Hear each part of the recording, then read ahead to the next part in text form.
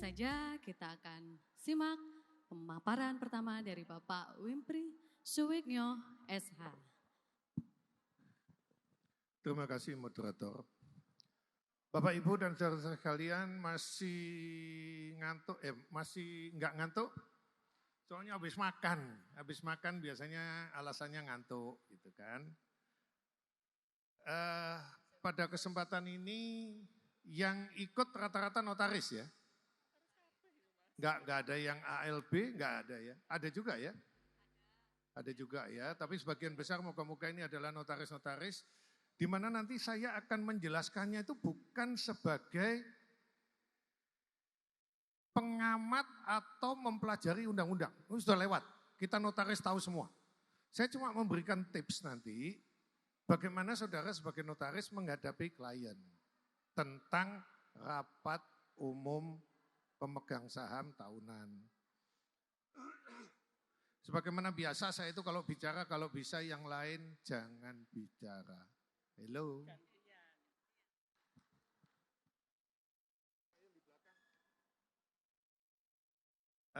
MC yang di belakang bisa dikasih tahu untuk tidak bicara supaya lebih konsentrasi ya. Bapak Ibu saudara sekalian, kalau kita lihat di tulisan ini, pelaporan tahunan, perseroan terbatas, inbreng, pendirian, perubahan, perkumpulan. Ini dibalik tadi, Pak Habib terlebih dahulu gitu ya. Kemudian tadi sebetulnya kalau saya tidak pulang lebih cepat, saya yang terakhir memang. Jadi saya yang di paling atas itu sebetulnya ya, rapat tahunan. Nanti saya sudah minta izin Bu Mami, tadi malam itu sebetulnya saya lagi omong-omong sama istri saya ikut enggak ya gitu ya. Saya cek di kantor ternyata tidak ada janji tamu tidak ada. Tapi saya itu sebetulnya jam 2 ada rapat di MPD. Nah, namun demikian tadi saya sudah pesan sama teman-teman MPD untuk dibuka terlebih dahulu. Silakan untuk dibahas, yang penting saya akan datang di sekitar pukul, ya kalau bisa pukul 4 sih ya. Kira-kira 2 jam sampailah di Surabaya. Nah, saudara-saudara sekalian, saya tidak panjang lebar, saya hanya memberitahu Bapak, ada enggak yang saat ini sudah membuat laporan tahunan? Angkat tangan, ayo. Udah. Siapa lagi? Enggak banyak ya? Ada enggak yang ngomong gini? Ada yang WA saya enggak buat dulu, takut katanya. Gak usah takut. Saya kalau diberi waktu 2 jam, saya akan jelaskan sebetulnya akta yang akan kita buat itu kan akta relas. Akta relas ya, akta relas itu adalah sebuah peristiwa kita rekam, kemudian kita buat akte. Namanya berita acara rapat. Jadi sebetulnya klien ini bebas-bebas saja sih dia untuk menyampaikan kepada notaris. Cuman saya ingatkan kalau itu menyimpang, tolong notaris harus mengingatkan.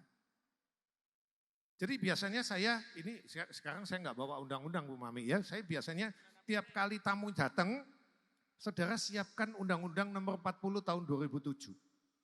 Ketika saudara tunjukkan itu undang-undang, berarti sudah berapa? 19 tahun. 19 tahun Bapak sebagai direktur tidak pernah RUPS tahunan. Ya Pak, kenal semua keluarga sendiri. Ya, enggak ada. Undang-undang tidak pernah mengatakan kalau itu anak Bapak tidak usah. Enggak ada. Bahkan saudara harus tahu PT yang non aktif sudah tidak ada kegiatan, tetap harus membuat RUPS.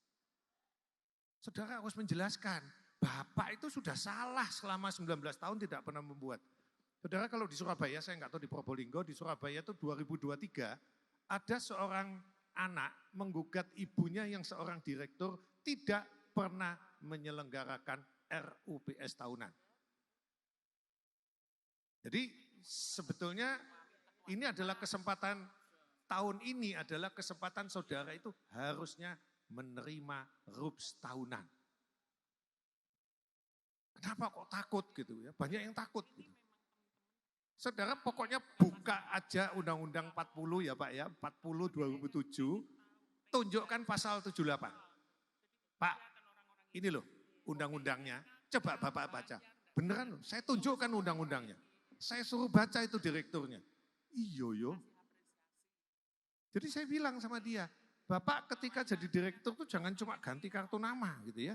Tapi punya kewajiban-kewajiban. Dan sifatnya kalau saudara baca di pasal 78, sifatnya adalah mandatori. Kenapa mandatori? Tulisannya Bu, wajib. Wajib itu tidak bisa ditawar. Ini yang saya sampaikan ke saudara untuk disampaikan ke klien. Jadi kalau klien ngomongnya gini Pak, iki paling-paling iki Debhum kerjasama sama notaris iki cari duit. Kita bukan cari duit tapi sebetulnya memberikan masukan kepada mereka. Kalau saudara tidak setuju undang-undangnya nanti pelan-pelan diganti aja. Direktur kerjanya adalah cuma ngurusin pabrik gitu misalnya. Enggak bisa, dia punya kewajiban. Justru saudara kasih tahu kalau seorang direktur sudah melaporkan setiap tahun, jangan lupa ya, kita semua notaris tahu. Tanyakan perlu diberikan akid at the charge atau enggak. Kalau sudah diberikan akid at the charge, tentunya dia sudah bebas di tahun kemarin. Boleh enggak kalau misalnya tidak diberikan akid at the charge? Kita enggak bisa melarang. Kalau misalnya pemegang sahamnya enggak kasih, ya enggak apa-apa. Tapi seyogyanya saudara nanti tanya kepada pemegang saham. Bukan kita yang tanya ya, tapi omong-omong di belakang. Kenapa Bapak kok enggak ngasih akid at the charge direkturnya? Direkturnya kerjanya enggak becus, misal nih ya. Ya diganti dong. Ganti. Jangan cuma ngomong tok saya enggak suka direktur tapi dia direktur terus. Nah, kewajiban direktur itu adalah melaporkan kegiatannya selama 1 tahun. Setelah saudara lihat pasal 78, segera lihat pasal 66. Pasal 66 mengatakan bahwa RUPS tahunan, ini banyak yang lupa. Laporan tahunan itu berbeda dengan laporan keuangan. Saya ulang ya, laporan tahunan berbeda dengan laporan keuangan. Di dalam laporan tahunan, diantaranya laporan keuangan. Jadi ada 7 yang saudara harus siapkan. Saudara baca lagi kalau ini yang muda-muda bisa lihat langsung pakai Google. Di pasal 66 dikatakan bahwa direktur itu sekurang-kurangnya Pak. Sekurang-kurangnya. Artinya apa? Kalau laporan itu ada 7, 8 boleh. 10 laporan boleh. Tapi kalau 6 itu mestinya enggak boleh. Ini yang muda-muda saya kembalikan lagi. Saudara kalau dengar di IG, di TikTok gitu, di tweet gitu. Dia tuh dengan bangganya bahwa dia dapat klien langsung dibuat aktenya sore jadi. Wah, bangga dia. Kenapa? Karena saudara kalau yang muda-muda ini membuat isian di daftar AHU online, itu memang ada 7 menu. 7 menu. 7 menu ini, 6 diantaranya adalah optional. Optional itu apa? Diisi boleh, gak diisi gak apa-apa. Saya berdebat tadi kemarin. Saya kemarin baru dapat WA dari teman saya yang sepakat dengan saya. Bahwa AHU online tidak mensyaratkan yang 6, itu tidak menghapus undang-undang. Undang-undang mengatakan 7, jangan dikurangin ya. Bahwa saudara tidak mengupload, oke. Tapi 7 itu harus lengkap. Kalau kita lihat di AHU online, kita lihat di pasal 68. Nah, 68 hati-hati ya saudara. Laporan keuangan itu harus diaudit oleh KAP, Kantor Akuntan Publik. Dan kalau di Surabaya mahal. Puluhan. Kalau tidak terlalu rumit mungkin belasan juta gitu ya. Tapi enggak ada yang 5-6 juta itu enggak ada. Di atas 10 kemarin ada yang perusahaannya agak besar 70 Pak. 70 juta. Nah, saudara jangan keliru lagi. Pasal 68 itu mengatakan aset dan omset. Jadi kalau asetnya tanah-tanahnya 30 miliar, omsetnya 35, totalnya 65 kan? Itu termasuk yang harus diaudit. Kalau saudara nanti sudah masuk di menunya yang audit, maka suka tidak suka 77 itu harus di-upload. Sehingga notaris itu mengatakan, Bu, katanya, kalau di bawah 50M cukup laporan keuangan. Menurut saya enggak benar. Bahwa nanti saudara tidak mengupload itu urusannya AHU ya. Tapi kalau undang-undang saudara baca di pasal 66, sekurang-kurangnya. Ya, sekurang-kurangnya. Saya tidak panjang-panjang, tapi saya buka 1, 2, 3 pertanyaan, mungkin ada yang bertanya, misalnya pertanyaannya begini, Pak, bagaimana kalau seandainya direkturnya sudah ganti? Bisa dipahami ya? Yang dibuat laporan ini tahun berapa? 2025. Nah ini, kalau direkturnya Februari sudah jatuh tempo dan diganti, kalau nggak diganti oke Pak, nggak ada masalah. Kalau nggak diganti nggak ada masalah. Bagaimana kalau direkturnya di bulan Februari ganti? Sekarang ke saudara sebagai notaris ditanya, yang tanda tangan siapa? Banyak problem seperti itu. Saya tunggu nanti ada pertanyaan-pertanyaan. Sekali lagi, saudara nanti kalau nggak ada klien, tunjukkanlah undang-undangnya. Bukan kita yang ngomong. Tunjukkan aja, Pak, bacaan Pak 78, oh iya. Pak, bacaan pasal 66. 66 itu adalah sekurang-kurangnya. Hanya kalau menurut saya nih, pada waktu dari AHU memberikan seminar, saudara mestinya ikut karena itu online. Waktu itu pakai Zoom. Ya. Direktur Badan Usaha menyampaikan bahwa laporan sementara ya, tidak dikoreksi. Tidak dikoreksi. Ini kalau menurut saya, buat saya yang sudah buat banyak itu saya anggap latihan. Mereka latihan untuk tahun depan. Tahun depan hati-hati kalau sampai ada koreksinya. Dalam kesempatan kemarin di kota apa ya kemarin sebentar. Oh di Palu, saya diundang di Palu. AHU menyampaikan langsung melalui stafnya.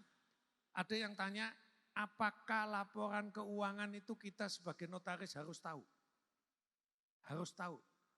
Kita tanyakan kepada stafnya, dia mengatakan bahwa kami sedang konsolidasi dengan konsultan. Artinya apa? Tidak menutup kemungkinan tahun depan itu akan dikoreksi. Ya, saya cuma mengatakan kemungkinan. Kemungkinan juga tidak. Jadi kalau tidak ya saudara pokoknya upload selesai. Dapat apa Bu? Dapat duit. Ya.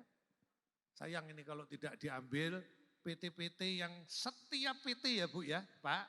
Tidak ada terkecuali. Kecuali PT perorangan. Kalau PT perorangan biar dia lapor sendiri. Ada di Permenkumhamnya itu ada. Permenkum 49 itu ada. Mengatur mengenai PT perorangan. Jadi dalam kesempatan ini saya hanya mengimbau tolong saudara buka pasalnya enggak banyak. Hanya di kisaran pasal 66, 67, 68 sampai 78 itu adalah mengenai RUPS. Terakhir ini pertanyaan. Pak, apakah RUPS tahunan boleh digabung dengan perubahan KBLI? Dalam kesempatan ini saya tanya balik aja nanti. Kalau nggak ada yang tanya ya berarti sudah cukup. Kalau ada yang tanya silakan. Silakan Bu. Baik, terima kasih Pak Wimpri atas pemaparannya yang sangat singkat dan padat sekali. Monggo rekan-rekan, Pak Wimpri berkesempatan masih meluangkan waktu untuk bisa bertanya jawab dengan beliau. Yang ingin bertanya bisa langsung unjuk tangan, nanti panitia. Oh ya, baik, mohon dibantu untuk mikrofonnya.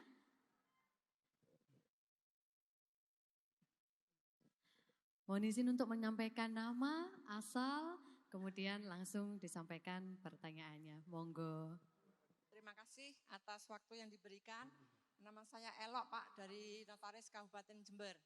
Yang ingin saya tanyakan, kebetulan ada PT yang mau melakukan RUPS, tapi kalau RUPS itu kan tentunya khusus yang di laporan keuangan ya Pak, itu kan harus sesuai dengan laporan keuangan yang disampaikan ke kantor pajak. Betul seperti itu ya? Nah ini kebetulan PT-nya itu sedang dalam proses pemeriksaan. Sehingga dari konsultan pajaknya itu disarankan untuk laporan di tahun 2025 ini adalah laporannya nihil. Kalau nihil dan akan diperbaiki pada bulan September nanti.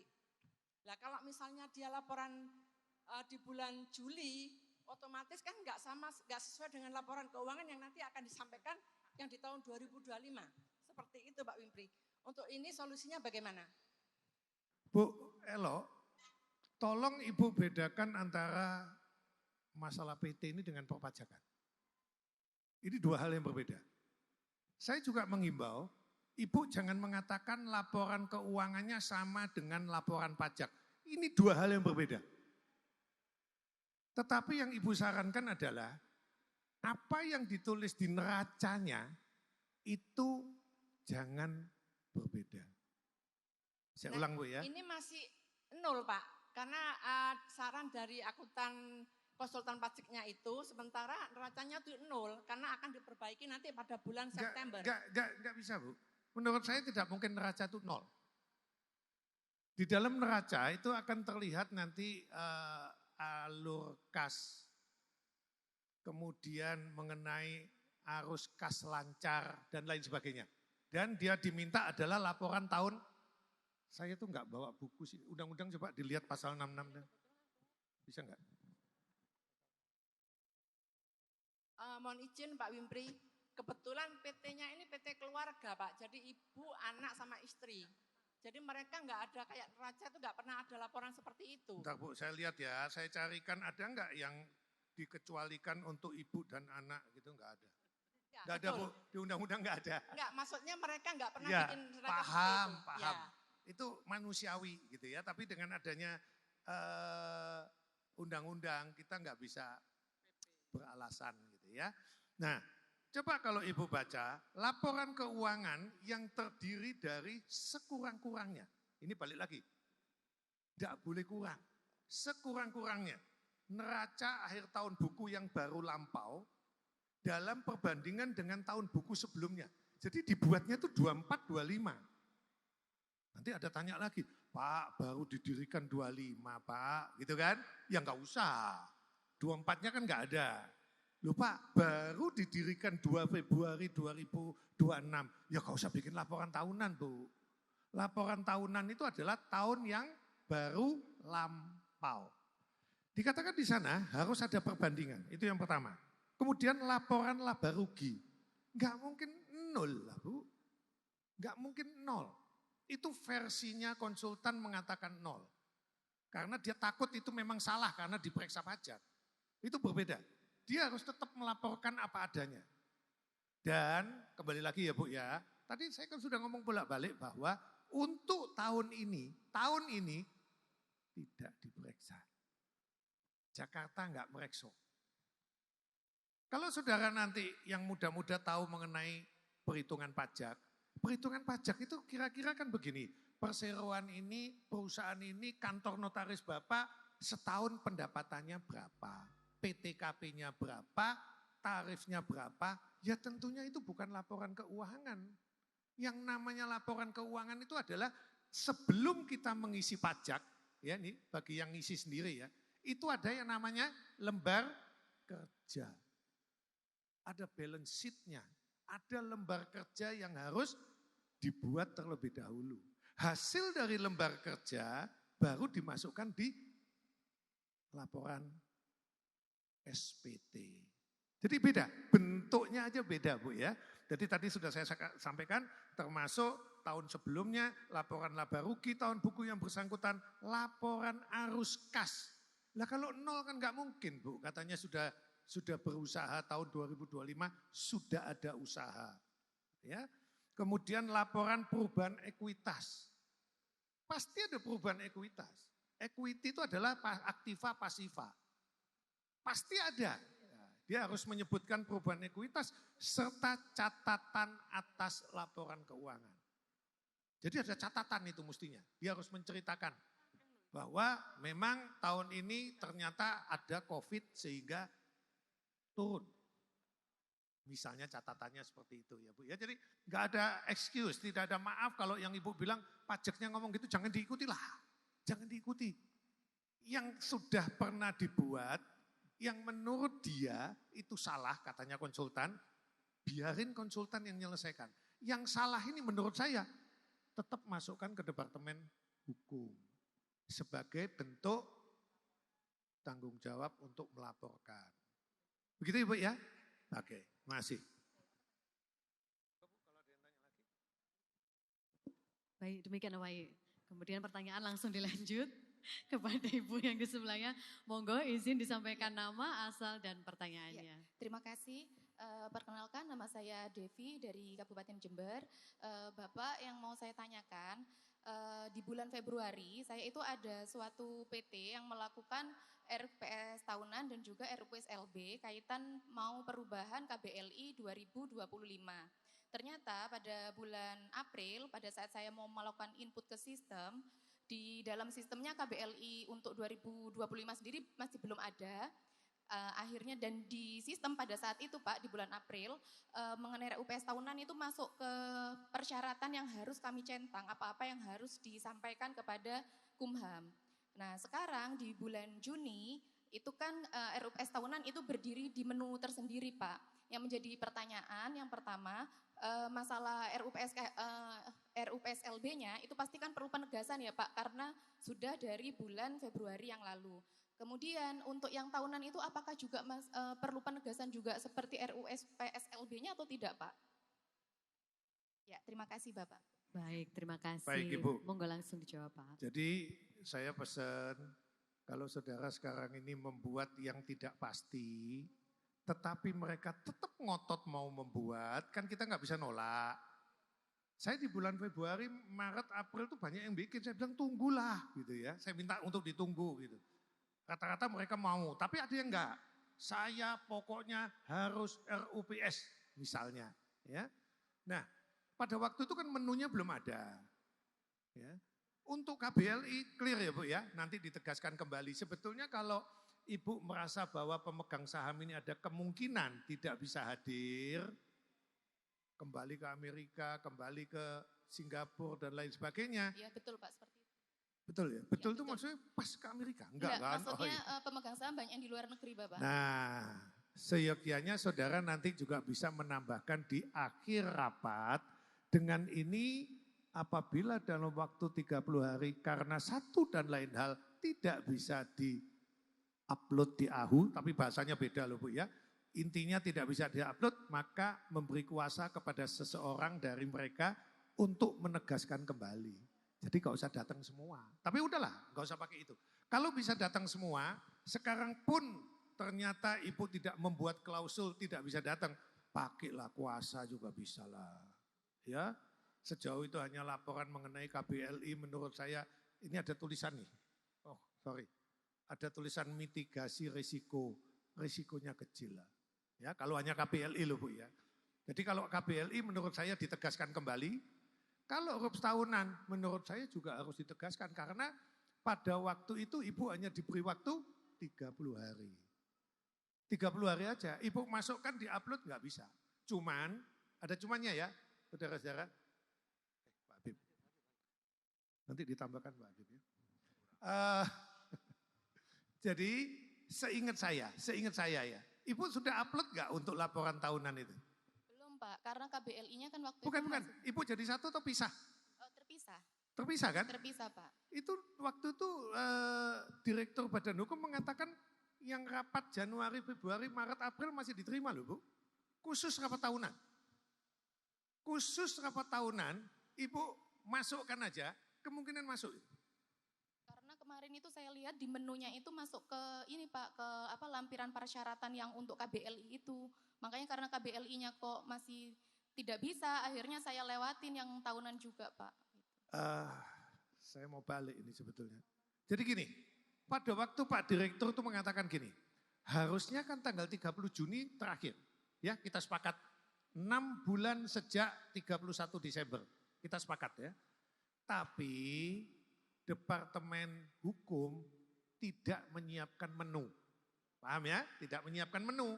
Karena dia merasa bahwa memang dia belum siap, maka diberikan namanya relaksasi. Sampai kapan? Ada dua pendapat.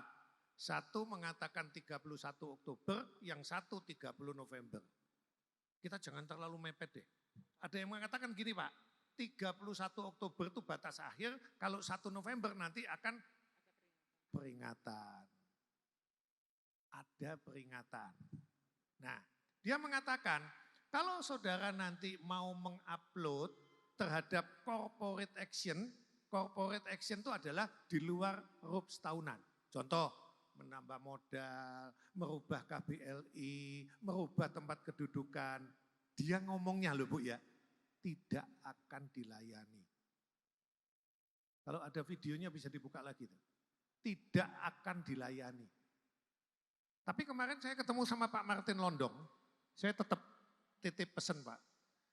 Seyogyanya pemerintah itu tidak boleh menutup tanggal 1 Juli. Kenapa? Karena kalau PT itu membuatnya tanggal 30 Juni di bawah tangan, di PKR-kan di notaris tanggal 25 Juli, departemen tidak boleh nutup itu. Oleh karena itu Bu, ternyata apa yang saya khawatirkan tadi tidak dilayani, masih dilayani Bu. Cepat KBLI-nya masukkan besok. Besok masukkan masih bisa.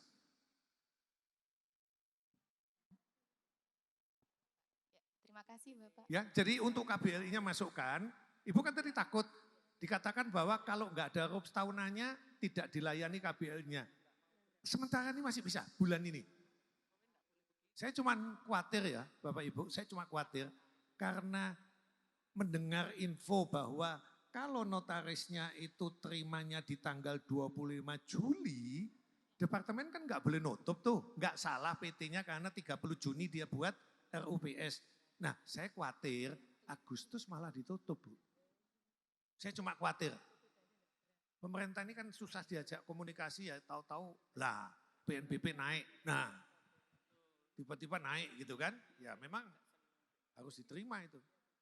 Peraturan-peraturan yang sudah dikeluarkan. Sehingga Ibu, saya ulang ya, dibikinkan penegaskan kembali silakan, atau RUPS tahunannya itu coba dimasukkan berdasarkan RUPS Februari. Dicoba. Ya, kalau KBLI menurut saya tidak termasuk yang dispensasi. Harusnya dibuat penegasan mumpung di bulan Juli masih bisa. Dan saya katakan Ibu, bukan katanya ya, di tempat saya jalan semua. Itu Ibu ya?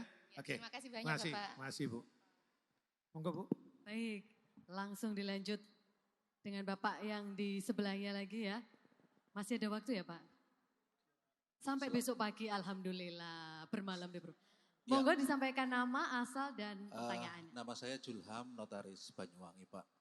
Ini gara-gara status di WA saya banyak PT itu menghubungi saya Pak. Saya memang notaris yang memakai sosial media untuk mencari klien Pak. Jadi klien saya ini satu PT, pemiliknya 2 orang Pak, A dan B. A ini pemilik modal 90% Pak, yang 10% B. B ini keberadaannya tidak diketahui Pak, raib, entah kemana Pak. Terus gara-gara status saya, si pemilik modal besar ini pengen membuat laporan SPT tahunan tadi seperti yang dibahas Bapak. Langkah apa yang bisa saya ambil Pak untuk biar PT ini bisa laporan Pak. Padahal kalau kita lakukan RUP itu satu pemegang saham tidak hadir meskipun pemegang saham ini minoritas Pak. Demikian Pak. Pak siapa tadi? Julham Pak. Julham. Pak Julham, diskusi ya. Ibu tahu, Bapak tahu syarat quorumnya untuk RUPS tahunan berapa? 50% plus 1 Pak. Salah. Berapa Pak? Lebih besar dari 50%. Lo diganti berarti Pak?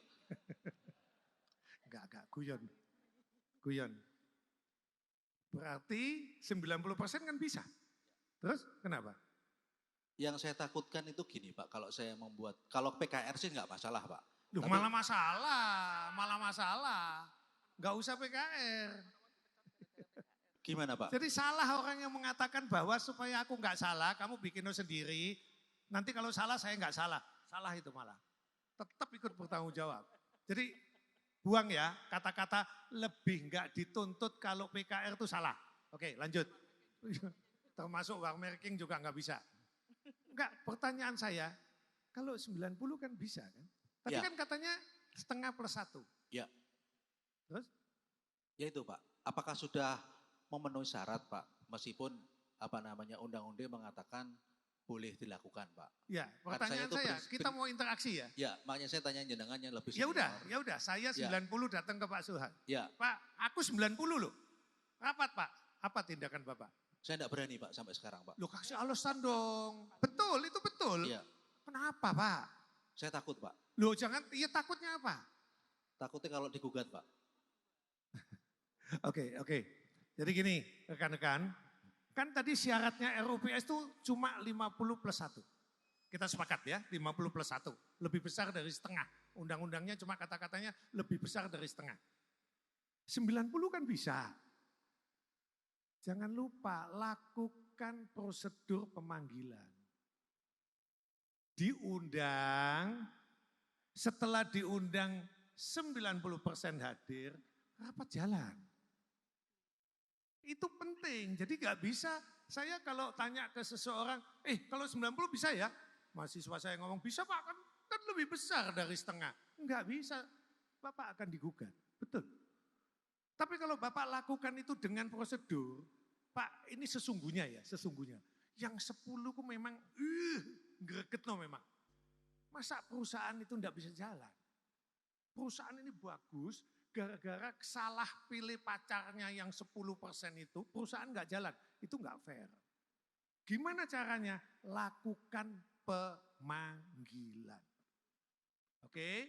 Begitu masuk di pemanggilan, saudara harus tahu bahwa pemanggilan harus memenuhi waktu. Ini banyak yang salah. Di Bandung ada yang digugat karena 14 hari. 14 hari akan digugat. Karena kata-katanya adalah undangan harus disampaikan 14 hari sebelumnya, tidak dihitung waktu pemanggilan dan tidak dihitung waktu acaranya. Paling aman Pak, 17, 18, 19, 20 hari lagi gitu enggak apa-apa. Tapi jangan dihitung, untungnya 14 hari kalender. Bukan 14 hari kerja. Minggu dihitung, libur dihitung.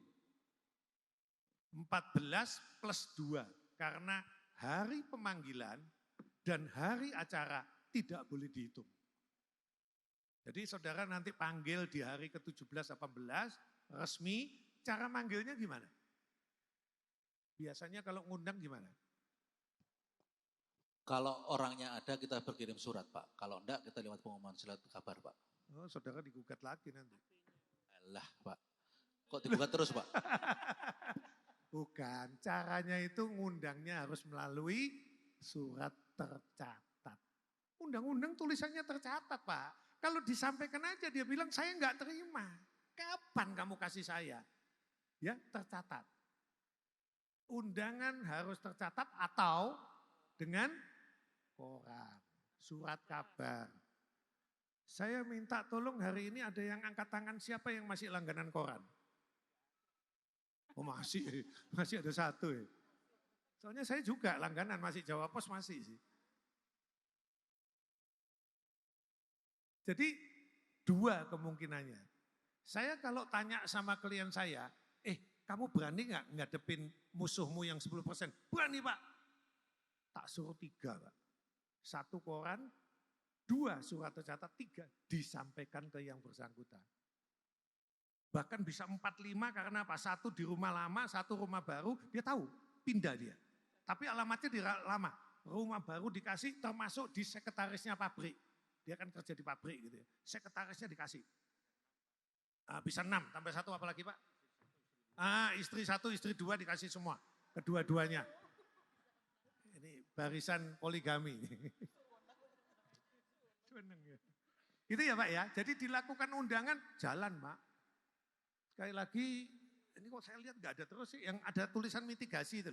Kalau cuma KBLI, tadi mau KBLI kan ya, sama RUP setahunan kan, risikonya kecil sih, relatif kecil. Lakukan dengan 90% itu jalan. Ya, cukup? Satu lagi Pak, ditarik berapa Pak minimal Pak?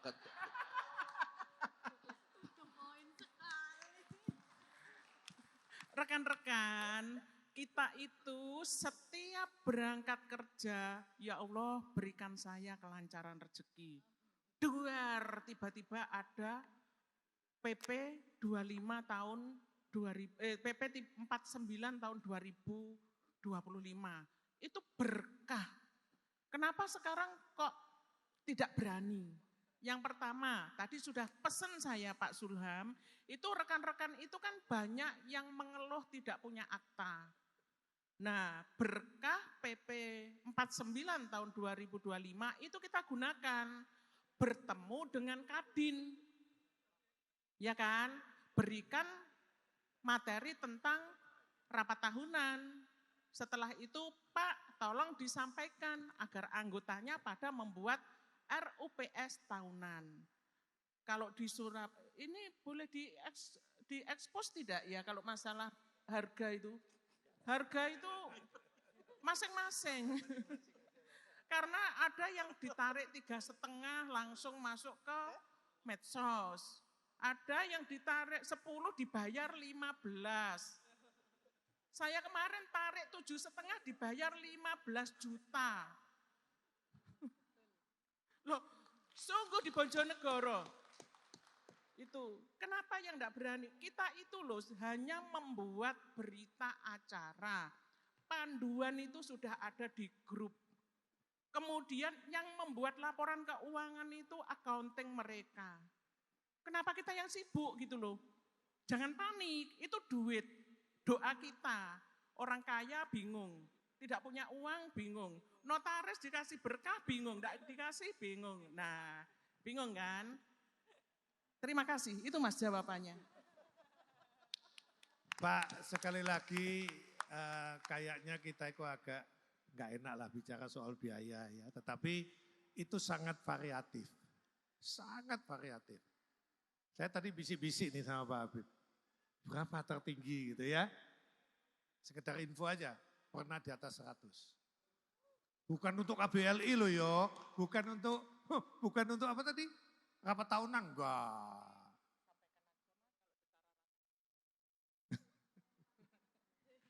Saya sampaikan ya, secara rata-rata kalau Mas Bim kan memang orang kalau ditagih 0 bayarnya 10. Secara rata-rata itu biasanya itu kalau PT-PT kecil misalnya berapa ya, 1 miliar, 2 miliar modal. Itu untuk laporan tahunan itu kalau yang biasa, itu kalau misalnya rekan-rekan narik 5 pasti akan ditawar 3 sampai 3,5. Tetapi kalau itu audited itu memang mahal. Bisa 5, bisa 10, bisa kita kadang-kadang tidak terduga gitu. Seperti tadi saya juga tidak menduga dapat sekian hanya karena mereka itu bertanya dan saya menjawab. Dan ketika kita itu ditanya orang, itu selalu kemana-mana itu bawa stabilo sama undang-undang. Makanya hari ini di materi saya pun saya sisipi juga aturan-aturan yang terkait dengan PT. Jadi kalau masalah honor itu adalah itu. Ya. Gini, saya kasih tips ya. Saudara pernah nggak buat akta tentang perubahan direksi? Nah, ya itu. Wis, kira-kira segitu. Nah, gampang kan? Pak, saya mau perpanjang direksi. Ya, di luar PNBP. Kira-kira berapa saudara yang jawab? Itu ya. Silakan, satu lagi. Satu lagi terakhir. Yang sampai pindah dari kiri ke kanan ini. Ya, perkenalkan Silakan. nama saya Chandra, saya ALB Kota Mojokerto. Ya, Pak izin, kebetulan saya praktisi konsultan pajak dan kantor akuntan publik. Ya. Pertanyaan saya terkait RUPS Pak, pelaporan tahunan.